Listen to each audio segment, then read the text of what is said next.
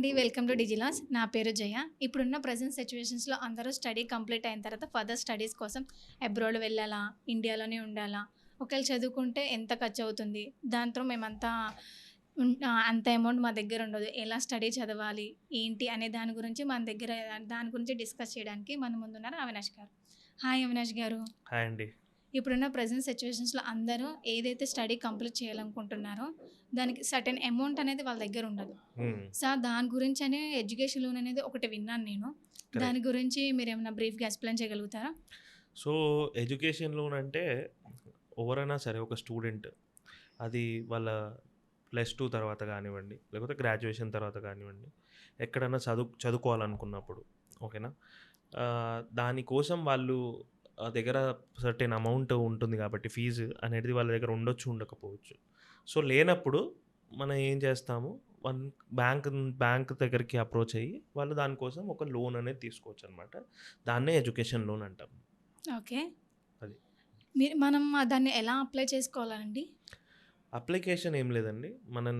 మన డిజిలోన్స్‌ని అప్రోచ్ అవుతే మనం మొత్తం దాన్ని ప్రాసెస్ అవన్నీ మనం చూసుకుంటాము. జస్ట్ ఏంటంటే వాళ్ళకి కావాల్సిన రిక్వైర్డ్ డాక్యుమెంట్స్ ఒకటి చెక్ లిస్ట్ ఇస్తాము. అది ఇస్తే దాని ప్రకారంగా మనం ఫార్వర్డ్ ఎళ్ళొచ్చు. అచ్చా! అంటే మినిమమ్ మనం ఏమేం డాక్యుమెంట్స్ సబ్మిషన్ చేయాలి? స్టూడెంట్ అంటే మనకు పెద్దగా డాక్యుమెంట్స్ అనేది ఏముండవు. అలాంటి పర్సన్ ఏం డాక్యుమెంట్స్ అనేది సబ్మిషన్ చేస్తారు?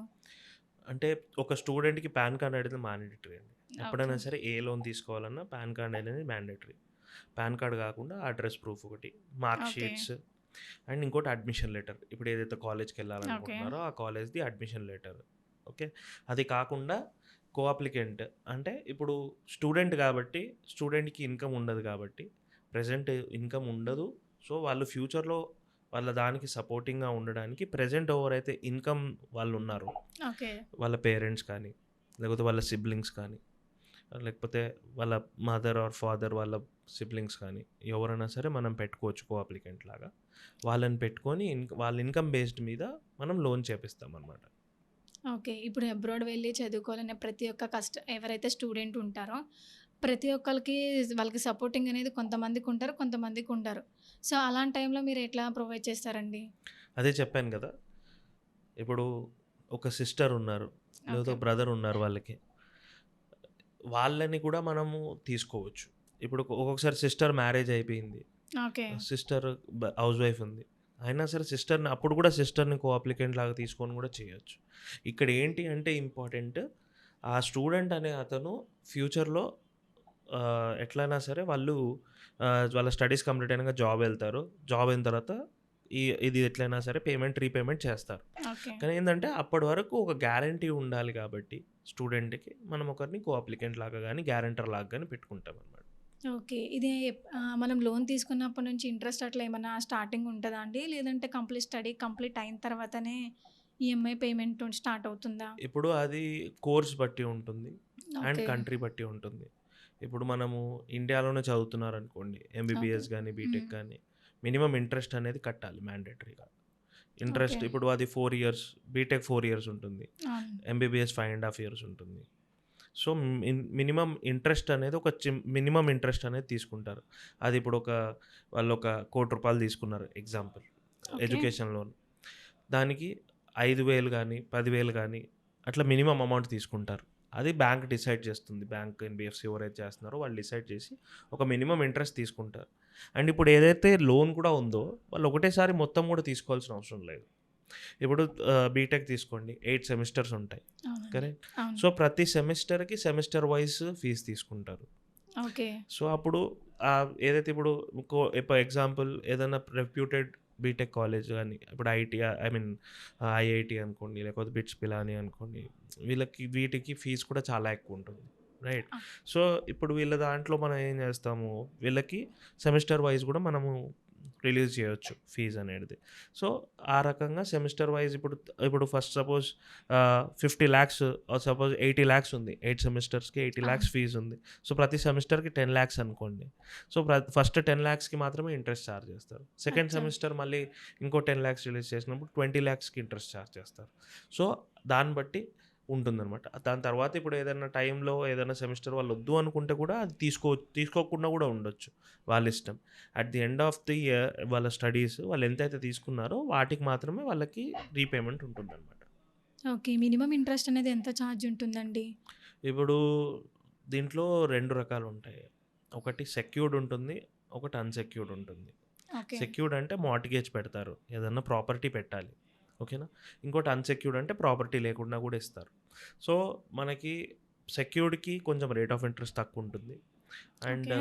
అన్‌సెక్యూర్డ్‌కి రేట్ కొంచెం ఎక్కువుంటుంది. సో, దీని రేట్ ఆఫ్ ఇంట్రెస్ట్ యూజువల్‌గా అరౌండ్ 10.5, 11 నుంచి 12.5, 13% వరకు ఎళ్తుందనమాట. ఓకే.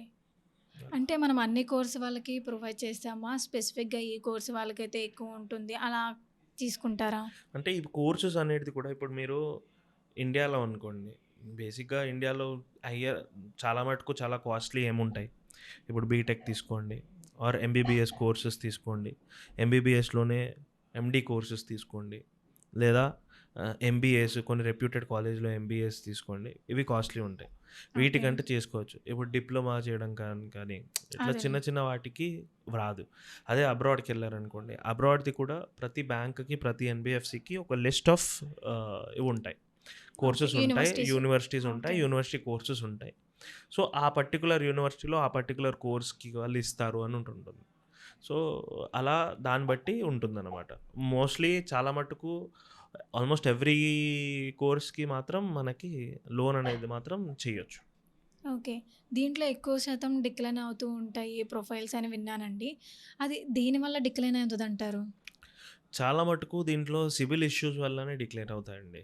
ఓకే. ఓకే. ఇప్పుడు మనం చూస్తూ ఉంటే స్టూడెంట్స్ చాలామంది యాప్ లోన్స్ చాలా తీసుకుంటూ ఉంటారు. అవునండి. ఇప్పుడు జనరల్‌గా నడుస్తుంది. జనరల్‌గా నడుస్తుంటుంది. రైట్. సో, వాళ్ళకి ఆ అవగాహన లేకుండా యాప్ లోన్స్ తీసేసుకుంటారు. పాకెట్ మనీ ఎక్కువ లేదని జెప్పి బయట ఐ మీన్ వాళ్ళ ఓన్ మంత్లీ ఎక్స్‌పెన్సెస్ కోసం అవును. అని జెప్పి అట్లాంటివి తీసుకుంటూ ఉంటారు. That is the biggest mistake అనమాట. అది తీసుకొని వాళ్ళు రీపేమెంట్ చేయరు. అది రీపేమెంట్ చేయనప్పుడు వాళ్ళ సిబిల్ అనేది తక్కువ ప్రాబ్లమ్ అవుతది. అలా సిబిల్ ప్రాబ్లమ్ అయినప్పుడు వాళ్ళని ఎడ్యుకేషన్ లోన్ వాళ్ళకి రావడం కొంచెం కష్టమైతది. మెయిన్‌గా స్టూడెంట్ సిబిల్ అనేది చాలా ఇంపార్టెంట్. Student CIBIL okay. ఖచ్చితంగా మంచిగా ఉండాలి. తర్వాత ఆబ్వియస్‌లీ అప్లికెంట్‌ది కూడా సిబిల్ మంచిగుండాలి. ఎందుకంటే స్టూడెంట్ తర్వాత వాళ్ళే గ్యారంటర్ లాంటోళ్ళు కాబట్టి, వాళ్ళ సిబిల్ కూడా మంచిగుండాలనమాట. యూజువల్‌గా అయితే సిబిల్ వల్లనే డిక్లైన్ అవుతూ ఉంటాయి. ఓకే. వేరే అన్నీ అయితే అగర్ కోర్స్ అవైలబుల్ లేకపోవడమో, లేకపోతే ఆ కోర్స్‌కి ప్రొవైడ్ చేయకపోవడమో, ఆ పర్టిక్యులర్ యూనివర్సిటీ లిస్టెడ్ లేకపోవడమో, లేకపోతే ఏదైనా యూనివర్సిటీ బ్లాక్ లిస్ట్ అవ్వడమో, ఆ బ్యాంక్స్‌లో వాటిలో ఉంటుంది. కొన్ని కంట్రీస్ ఉంటాయి. లైక్ ఇప్పుడు ఆస్ట్రేలియా తీసుకోండి. ఆస్ట్రేలియా ఓన్లీ బ్యాంక్స్ మాత్రమే ఒప్పుకుంటారు. ఎన్‌బీఎఫ్‌సిస్ ఒప్పుకోదు. ఓకే. సో, ఇప్పుడు ఐసీఐసీఐ బ్యాంక్ అనో, యెస్ బ్యాంకు, ఐడీఎఫ్‌సి ఫస్ట్ బ్యాంక్ ఇట్లా ఓన్లీ బ్యాంక్స్‌కి మాత్రమే ఒప్పుకుంటారనమాట. సో, ఆ బ్యాంక్స్‌కి సో, ఈ రకంగా డిక్లైన్ కావడము, అంటే వాళ్ళు వదిలేసుకోవడము, ఇట్లానే ఇదే ఉంటుంది జనరల్‌గా అయితే. మినిమమ్ సిబిల్ అనేది ఎంత చూస్తారు? లైక్ ఎవరైతే అప్లికెంట్‌గా ఐ మీన్ ఎవరినైతే మీరు గ్యారంటర్‌గా స్టూడెంట్ తీసుకుంటారో అతను ప్లస్ స్టూడెంట్స్‌కి ఎంత సిబిల్ అనేది ఉండాలి మినిమము? అంటే ఒక 600, 650 ఉన్నా చేస్తారండి బ్యాంక్, ఎన్‌బీఎఫ్‌సి బట్టి. ఓకే. బట్ ఏంటి అంటే రీసెంట్‌గా మాత్రం ఏమి డిలే పేమెంట్స్ కానీ, లైక్ మళ్ళా ఒక చెక్ 1 ఇయర్ బౌన్సెస్ అట్లా కానీ అంటారా? ఒక 1 ఇయర్, 6 మంత్స్, 1 ఇయర్ ఆ కోర్స్‌లో మాత్రం ఉండకూడదనమాట. ఓకే. ప్రొఫైల్ టు ప్రొఫైల్ తీసుకొని మనం ప్రొఫైల్ టు మాట్లాడుకొని ప్రొఫైల్ చేసుకోవచ్చు. చేయొచ్చు. కరెక్ట్. అంటే ఓకే. ఇప్పుడు కొన్ని సిబిల్ బాలేకపోయినా కొన్ని ఎన్‌బీఎఫ్‌సిస్ చేస్తారు. అంటే ఓకే. మరీ ఖరాబ్ ఉంటే కాదు. కొంచెం ప్రాబ్లమ్ ఉన్నా దానికి ప్రాబ్లమ్ లేదనమాట. ఇలా లోన్ తీసుకోవడం ఎడ్యుకేషన్ లోన్ తీసుకోవడం వల్ల ఏమైనా అడ్వాంటేజెస్ అట్లా ఏమైనా ఉంటాయా అండి? అడ్వాంటేజెస్ ఎందుకుండదండి? ఎడ్యుకేషన్ లోన్ ఇప్పుడు ఫర్ ఎన్ ఎగ్జాంపుల్ మీ సిస్టరే ఉన్నారనుకోండి. ఓకే. గ్రాడ్యుయేషన్ అయిపోయింది. ఇప్పుడు పోస్ట్ గ్రాడ్యుయేషన్‌కెళ్తున్నారు. అబ్రాడ్ ఎళ్తున్నారు. యూఎస్‌కో, కెనడాకో, ఆస్ట్రేలియాకో, యూకేకో ఓకే. అక్కడెళ్ళి పోస్ట్ గ్రాడ్యుయేషన్ చేశారు.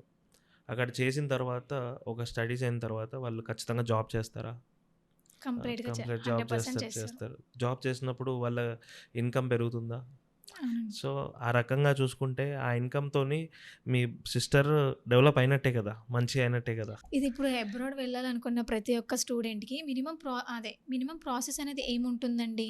అంటే ప్రాసెస్ అంటే ఫస్ట్ అనేది ఏంటంటే స్టూడెంట్ రిజల్ట్స్ వచ్చిన తర్వాత ఇప్పుడు లాయర్ రిజల్ట్స్ రాకముందు కూడా అవును. ఫైనల్ ఇయర్లో ఉన్నప్పుడు ఏదైనా సరే ఇప్పుడు సపోజ్ బీటెక్ చేస్తున్నాడు స్టూడెంట్, ఓకే, ఎంఎస్ కోసము అబ్రాడ్ వెళ్ళాలనుకుంటున్నాడు, లెట్స్ సే యూఎస్కి వెళ్దాం అనుకుంటున్నాడు, ఓకే. ఓకేనా.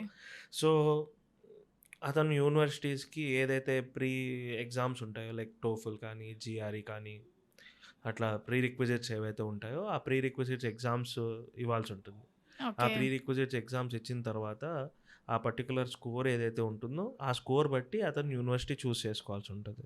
ఓకే. సో అతను యూనివర్సిటీ చూస్ చేసుకొని అప్లై చేసుకున్న తర్వాత అడ్మిషన్ లెటర్ అనేది స్టూడెంట్కి వస్తుంది. సో అడ్మిషన్ లెటర్ వచ్చిన తర్వాత ఎడ్యుకేషన్ లోన్ ప్రాసెస్ అనేది యాక్చువల్గా స్టార్ట్ అవుతుంది అనమాట.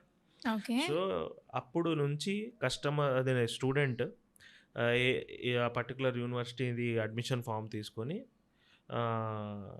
మన డాక్యుమెంట్స్ అవన్నీ సబ్మిట్ చేసి ఎడ్యుకేషన్ లోన్ ప్రాసెస్ స్టార్ట్ చేసినప్పుడు మీకు అది ఒక 5 days నుంచి 10 days ప్రాసెస్ పడుతుంది ఓకే అండి. అప్రూవల్కి కానీ వాటికి కానీ, ఓకేనా. అవన్నీ అప్రూవల్ వచ్చిన తర్వాత కస్టమర్ ఇప్పుడు దీంట్లో యూఎస్ అనుకున్నాం కాబట్టి యూఎస్కి కంపల్సరీ వీసా ఇంటర్వ్యూ కన్నా ముందే మనకి ఏదన్నా సరే లోన్ అప్రూవల్ రావాలన్నమాట, ఓకేనా. సో దాన్ని ఏం చేస్తాము, స్టూడెంట్కి I-20 వచ్చేసి ఉంటుంది అప్పటికి కూడా. I-20 కూడా సబ్మిట్ చేయాలి. సో దాన్ని శాంక్షన్ అయిన తర్వాత శాంక్షన్కి ఒక ప్రాసెసింగ్ ఫీజ్ అనేది మనం కట్టాలి స్టూడెంట్. ఓకే. ఎందుకంటే ఆ శాంక్షన్ లెటర్ కావాలి అంటే ప్రాసెసింగ్ ఫీజ్ మ్యాండేటరీ కట్టాలన్నమాట. సో ఆ ప్రాసెసింగ్ ఫీజ్ ఏదైతే ఉందో అది కట్టిన తర్వాత ఆ శాంక్షన్ లెటర్ తీసుకొని అతను వీసా ఇంటర్వ్యూ అటెండ్ చేయొచ్చు. అప్పుడు ఆ వీసా ఇంటర్వ్యూ అటెండ్ చేసిన తర్వాత ఇఫ్ హీ గెట్స్ త్రూ, అది వీసా ఇంటర్వ్యూలో అతను ఓకే అయితే దెన్ లోన్ని డిస్బర్స్మెంట్ చేసుకొని తన ప్రాసెస్ ఫార్వర్డ్ చేసుకోవచ్చు. ఓకే. లేదంటే అది ఇంటర్వ్యూలో రిజెక్ట్ అయినాడంటే ఇంకా ఇంటర్వ్యూ ఓకే అయ్యే వరకు వెయిట్ చేస్తూ ఇంకా ప్రతిసారి ఇంటర్వ్యూ అటెండ్ చేయాల్సిందే. ఓకే. మనకి ఇది మినిమమ్ లోన్ అమౌంట్ అనేది ఎంత ప్రొవైడ్ చేశారు? ఇప్పుడు స్టడీకి అయ్యేంత టోటల్ అమౌంట్ అనేది మనం ప్రొవైడ్ చేయగలుగుతామా అండి? లేదంటే సమ్ అమౌంట్ స్టూడెంట్ దగ్గర ఉంచుకొని రిమైనింగ్ అమౌంట్ మనం ప్రొవైడ్ చేస్తాం. ఎట్లా ఉంటుంది దీంట్లో? లేదు, కావాలంటే మొత్తం అమౌంట్ కూడా ప్రొవైడ్ చేస్తారు. ఓకే. మొత్తం అమౌంటే కాకుండా ఈవెన్ లివింగ్ ఎక్స్పెన్సెస్ కూడా ప్రొవైడ్ చేస్తారనమాట. ఓకే. ఎందుకంటే అక్కడ స్టూడెంట్ వెళ్ళేటప్పుడు అతని దగ్గర ఇప్పుడు లోన్ తీసుకుంటున్నాడంటే అతని దగ్గర అమౌంట్ లేనట్టే కదా. సో అవునండి. కొంచెం ఖచ్చితంగా అక్కడికి వెళ్ళిన తర్వాత అతనికి ఉండడానికి కానీ అక్కడ ఎక్స్పెన్సెస్ ఉంటాయి కదా, అది అవునండి. కూడా ప్రొవైడ్ చేస్తారు బ్యాంక్స్ కానీ ఓకే. ఎన్బిఎఫ్సిస్ కానీ. కానీ ఏంటి అంటే ప్రతి బ్యాంక్ కానీ ఎన్బిఎఫ్సి కానీ కోర్స్ బట్టి కానీ దానికి ఒక లిమిట్ ఉంటుంది. So for suppose XYZ university ఉంది, ఆ పర్టికులర్ ఏబిసి బ్యాంక్ అనేది ఈ XYZ యూనివర్సిటీకి నేను ఓన్లీ 50 lakhs వరకే ఇస్తాను ఓకే. అన్నారనుకోండి. సో అందులోనే కస్టమర్కి స్టూడెంట్కి లోన్ కూడా ఫీజు కూడా దాంట్లోనే ఉండాలి, లివింగ్ ఎక్స్పెన్సెస్ అవనే ఉండాలి. లేదంటే మొత్తం ఫీజు కావాలంటే మొత్తం ఫీజు తీసుకోవచ్చు, ఓకే. అప్పుడు స్టూడెంట్ పే చేయాల్సిన అవసరం లేదు. అలా అనమాట. డిపెండ్స్ ఆన్ స్టూడెంట్ అది ఇప్పుడు బట్టి దాన్ని మనం బట్టి ఇంకా యూనివర్సిటీ బట్టి కోర్స్ బట్టి బ్యాంక్ బట్టి ఎన్బిఎఫ్సి బట్టి దాన్ని డిసైడ్ అవుతుంది అనమాట. So okay. మీకు ₹1,00,00,000 కూడా తీసుకోవచ్చు. ఇప్పుడు నేను చెప్పినట్టు 1 crore మనం 1 crore కూడా చేసింది ఉంది శాంక్షన్. అలా. ఓకే. థ్యాంక్ యూ అండి ఫర్ ద వాల్యుబుల్ ఇన్ఫర్మేషన్. ఇప్పుడున్న ప్రెజెంట్ సిచ్యువేషన్స్లో అందరికి ఎలా అప్లై చేసుకోవాలి ఏంటి అనేది ఒక క్వశ్చన్ మార్క్ అనేది ఉంది. దాని గురించి మీరు కొంచెం వాళ్ళకి అవగాహన అనేది ప్రొవైడ్ చేశారు. Thank you sir. Thank you.